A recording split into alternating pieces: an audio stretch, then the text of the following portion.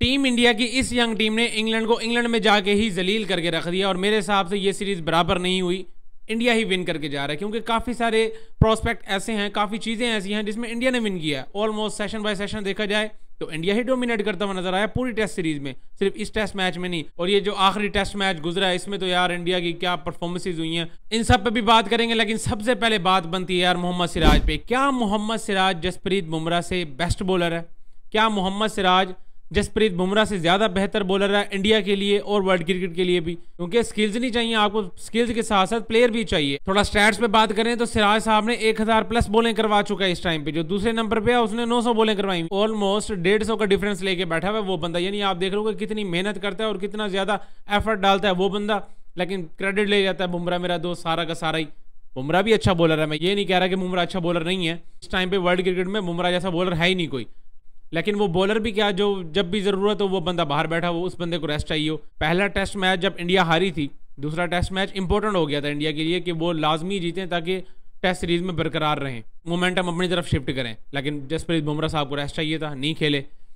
उसके बाद आज वाला टेस्ट मैच, ये जो 5वां टेस्ट मैच था, ये कितना ज़्यादा इंपॉर्टेंट था सीरीज को बराबर करने के लिए कि लाजमी मस्ट विन है ये वाला मैच। अगर तो ये ड्रॉ भी हो जाता है तो इंग्लैंड आराम से सीरीज विन कर रही थी, तो ये कितना इंपॉर्टेंट मैच था। लेकिन बुमराह साहब फिर रेस्ट पे हैं, इसीलिए मोहम्मद कैफ ने शायद बात ठीक ही की थी कि जसप्रीत बुमराह को अब टेस्ट क्रिकेट से रिटायरमेंट ले लेनी चाहिए और लिमिटेड ओवर्स वाली क्रिकेट में फोकस करना चाहिए। उनके लिए भी बेहतर है और कंट्री के लिए भी बेहतर है, क्योंकि जसप्रीत बुमराह का खेलना ज़रूरी है।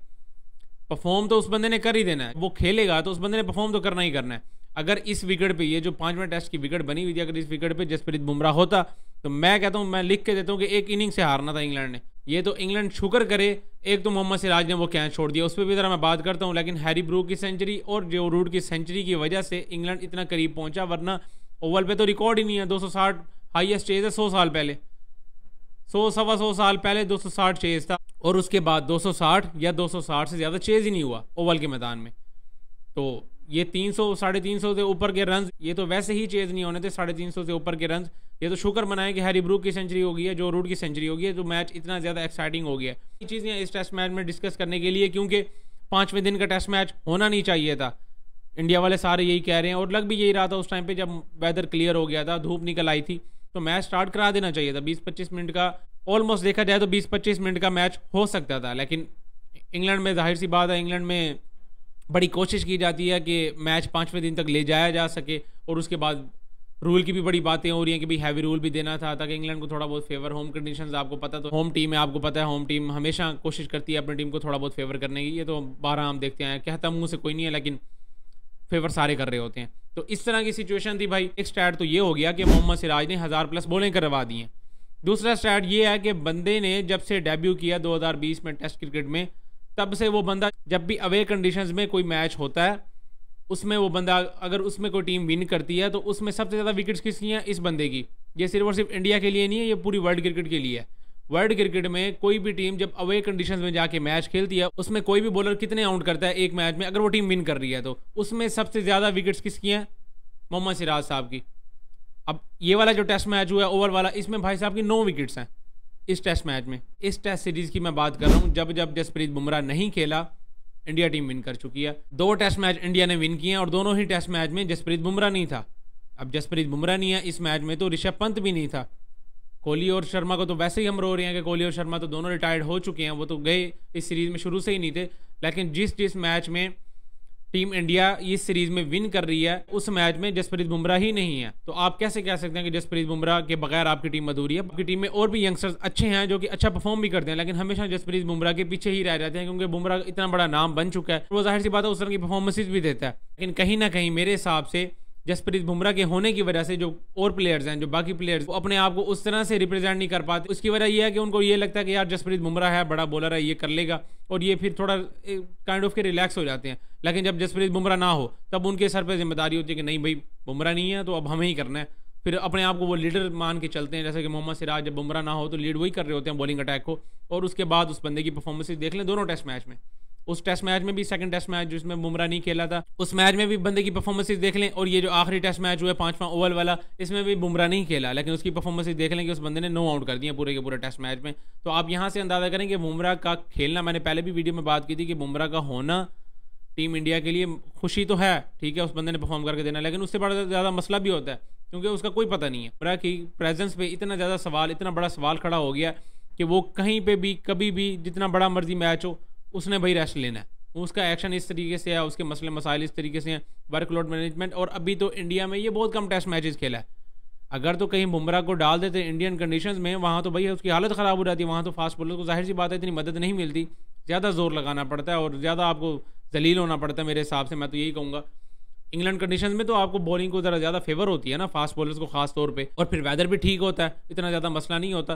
तो यहाँ से आप अंदाजा करें कि अभी तो वो इंडिया में इतना नहीं खेला, वरना तो भाई साहब कब के फारिग हो चुके होते वो। अब मान लो जसप्रीत बुमराह मैच खेल रहा है, जसप्रीत बुमराह ये वर्ल्ड टेस्ट चैंपियनशिप खेल तो रही है, अब स्टार्ट हो गई है वर्ल्ड टेस्ट चैंपियनशिप, तो खेलेंगे मेरे हिसाब से पूरा सीजन तो एटलीस्ट खेलेंगे।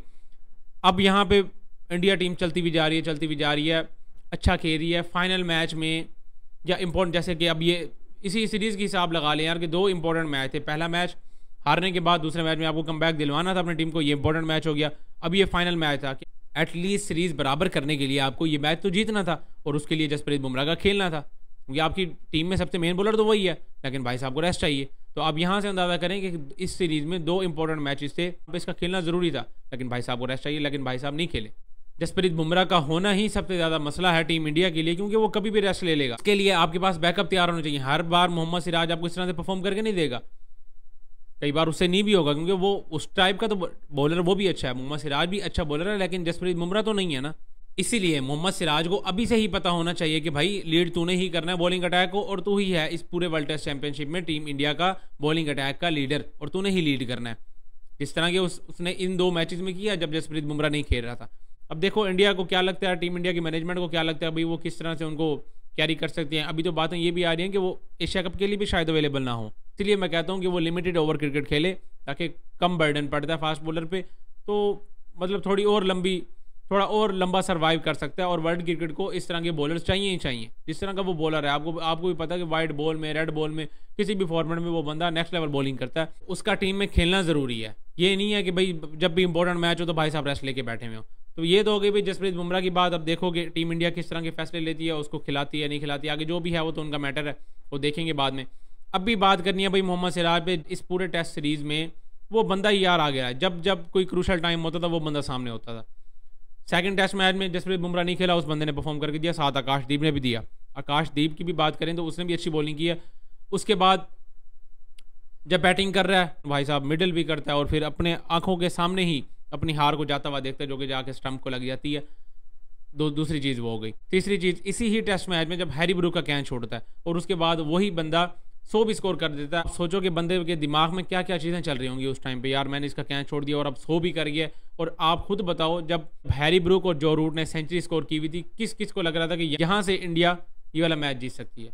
यार 50 रन चाहिए यार को, 5-6 विकेट्स आपके हाथ में हैं, तो कौन सोच रहा था कि यहाँ से टीम इंडिया मैच विन कर लेगी।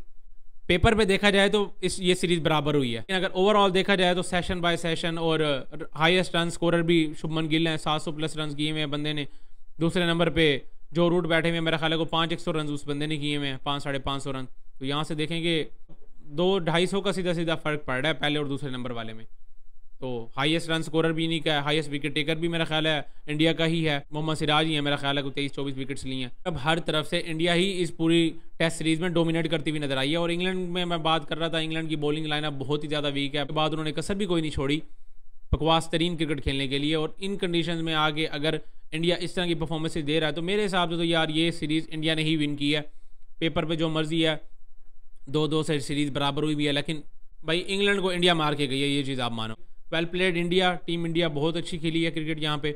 और इंडिया के फैंस जितने भी हैं इंडिया में वो सारे भाई खुश हो जाओ और खुशियाँ मनाओ, क्योंकि आप इंग्लैंड में भाई इंग्लैंड को जलील करके आए हो। ये चीज़ तो हमने देख ली है, बैटिंग में, बॉलिंग में, फील्डिंग में, और उसके साथ साथ अग्रेशन में भी। मतलब कसर आपने कहीं से भी नहीं छोड़ी, आपने हर जगह इंग्लैंड को जलील किया।